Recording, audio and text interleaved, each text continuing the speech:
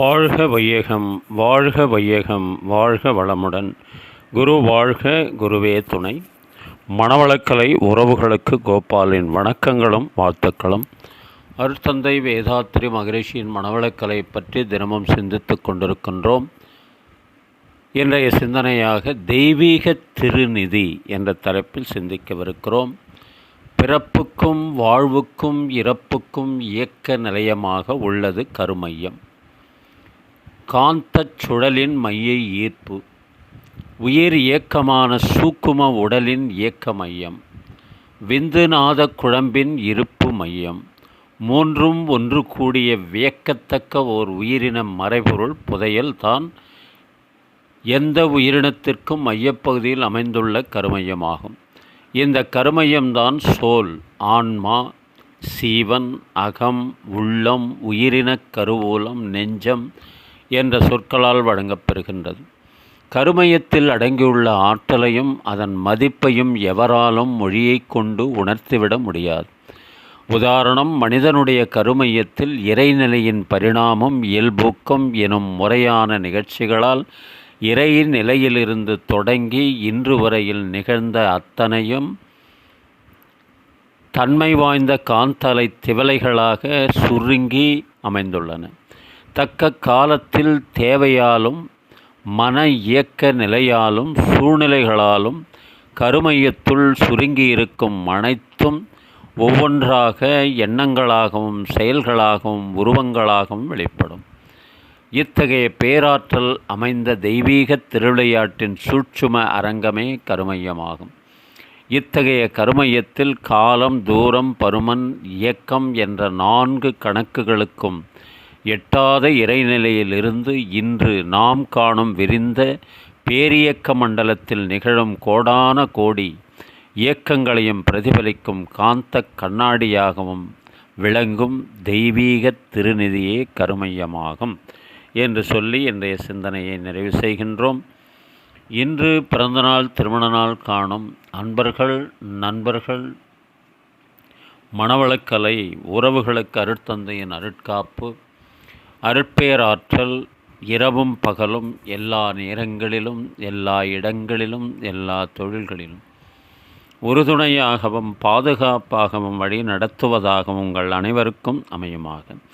அருட்பேராற்றல் கருணையினால் உடல் நலம், நீளாயுள், நிறை செல்வம், உயர் புகழ், மெய்ஞானம் ஓங்கி வாழ்க வளமுடன் என்று குரு நினைவோடு வாழ்த்தி மகிழ்கின்றோம்.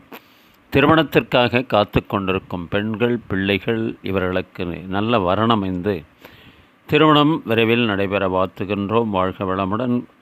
வேலை வாய்ப்புக்காக காத்து கொண்டிருக்கும் பெண்கள், பிள்ளைகள் இவர்களுக்கு நல்ல வேலை வாய்ப்பு அமைய வாழ்த்துகின்றோம். வாழ்க வளமுடன்.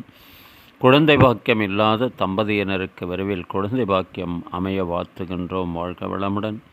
உடல்நலம் குன்றியிருப்பவர்கள், மனநலம் பாதிக்கப்பட்டிருப்பவர்கள், தொற்றினால் பாதிக்கப்பட்டிருப்பவர்கள் அனைவரும் விரைவில் பூரண உடல்நலம் பெற வாழ்த்துகின்றோம். வாழ்க வளமுடன்.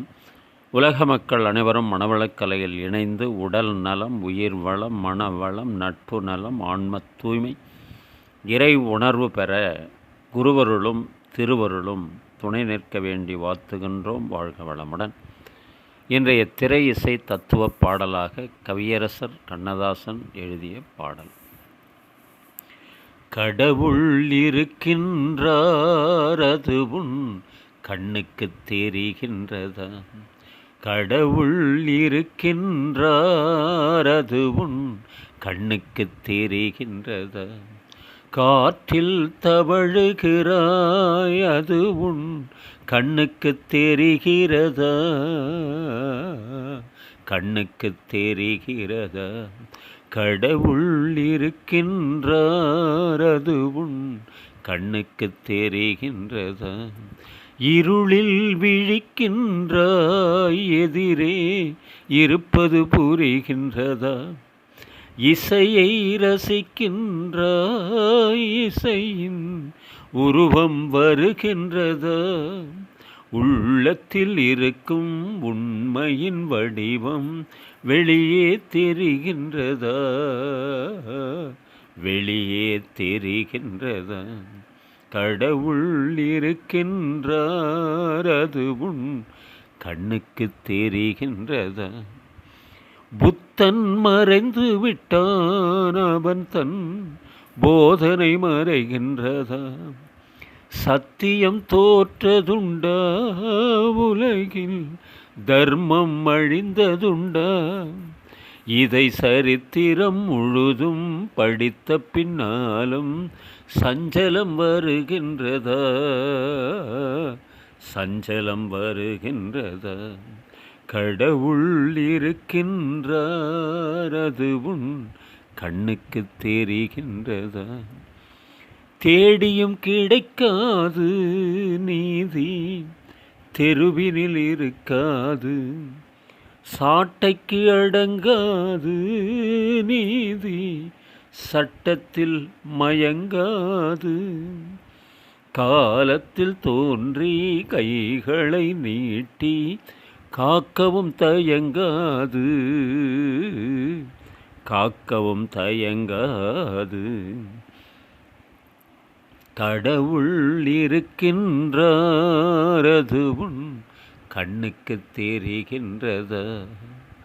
காற்றில் தவழுகிறாய், அது உன் கண்ணுக்கு தெரிகின்றதா? கண்ணுக்கு தெரிகின்றதா? வாழ்க வளமுடன்.